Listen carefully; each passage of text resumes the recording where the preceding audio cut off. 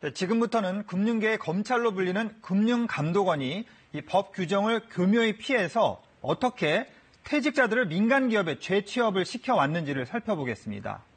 자, 현행법상 공직자는 퇴직 전에 5년 동안 일을 했던 업무와 관련이 있는 민간기업에 3년 동안 재취업을 할 수 없습니다. 자, 쉽게 얘기해서요. 금감원에서 보험 감독 업무를 했다면 보험회사에는 3년 동안 못 들어가는 겁니다.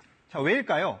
업무 경험을 토대로 기업에 유리한 금감원 정보를 제공할 수도 있고요. 인맥을 활용해서 편의를 봐달라고 후배 금감원 직원에게 청탁을 할 가능성도 있기 때문입니다. 자, 그런데 만약에 평생 보험 감독만 했다가 공교롭게도 퇴직 전 5년만 그 일을 안 하면 어떻게 될까요? 보험회사 재취업이 가능합니다. 자, 실제 사례를 보면요. 2014년 말 금감원 부국장으로 퇴직한 김모 씨는요. 석 달 만에 교보증권 임원이 됐습니다. 퇴직 전 5년 동안 증권사 감독 업무를 하지 않아서 가능했는데요. 하지만 5년 이전의 기록을 보니까요. 증권검사국, 자본시장 조사국 등 증권사 감독 경력만 8년입니다. 자, 2015년에 DS 자산운용에 재취업한 천모 씨도요. 퇴직 전 5년간은 총무국 등에서 일을 했지만요. 그 전에는 자산운용사 감독 업무를 했습니다.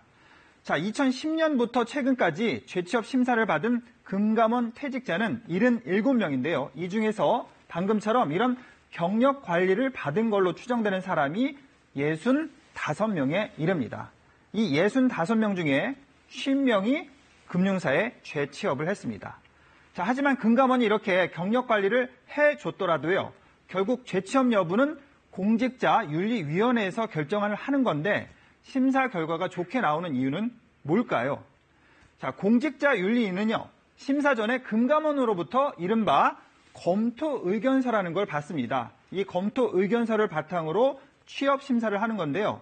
이 의견서를 금감원이 퇴직자에게 유리하게 써주는 경우가 많기 때문입니다.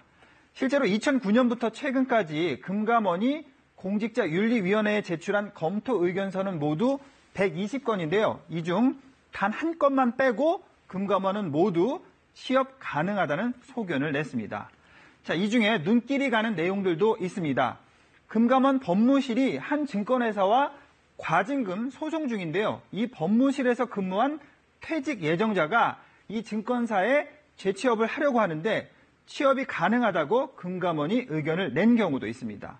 또 심사도 받지 않고 재취업을 해서 문제가 된 퇴직자에 대해서요. 의견서에 이전에는 취업 제한 기간이 아니어서 문제가 될 게 없다고 생각을 했을 것이다. 이렇게 변호까지 해줬습니다.